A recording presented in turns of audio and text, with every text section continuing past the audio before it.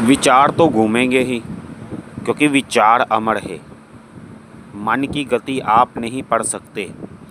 मन की गति इतनी तेज है, इतनी तीव्र है कि कोई उनकी स्पीड पर पकड़ नहीं सकता सिवा उस भगवान के।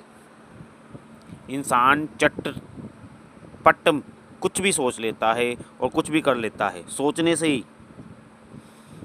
जे मन की गति है, जो वायु से भी तेज चलती है, जल से भी तेज चलती है, अग्नि से भी तेज चलती है, वो मन की गति है। वो विचार है जो आपको भ्रमित करते हैं। आप ना चाह कर भी वो आपके अंदर आएंगे ही आएंगे।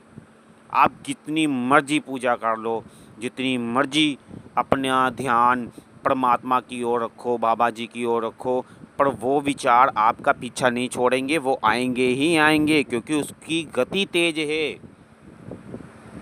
आपने उनको पहले से ही ऐसा बना रखा है कि आपकी सोच में, आपके ब्रेन में जो आपने डाल दिया वो बार बार आएगा। जब आप साधना में बैठोगे, भक्ति में बैठोगे, विचारों को आप पीछे नहीं छोड़ सकते, क्योंकि विचार आएंगे ही आएंगे, क्योंकि अमर है। विचारों को पीछा कैसे छुड़ाएं? विचार आ रहे हैं, पीछा नहीं छूटना, नाल चलते रहना है। आ रहे हैं तो चलते रहो, अपनी गति बढ़ाओ। विचार की गति तेज है तो अपनी गति धीमी धीमी चाल पर बढ़ते चलो। जब आपकी गति बढ़ना शुरू होगी तो विचार धीरे धीरे धीरे धीरे शून्य होना शुरू हो जाएंगे। अगर आप अपनी गति स्लो रखोगे तो विचारों की गति आपको भ्रमित करेगी ही। वो पाठ पूजा नहीं करने देगी। वो आपको किसी भी साधना में अच्छी तरह ध्यान कृति नहीं करने देगी। आपको पूरी तरह अपने शरीर की, मतलब अपने शरीर का औरा देखने नहीं देगा, जब तक आपके विचार आपको भ्रमित कर रहे हैं। सबसे पहले अपने विचारों को एकत्र कीजिए। अपने गुरु जी के पास जाकर, सत्य गुरु होते हैं जो सत्य के पास लेकर जाते हैं। नाथ पंथ गुरु होते हैं जो मोक्ष को, इंसान को मोक्ष दिवाते हैं। मोक्ष ही जीवन का उद्देश्य है। परमात्मा में मिल जाना ही इंसान का परम धर्म है।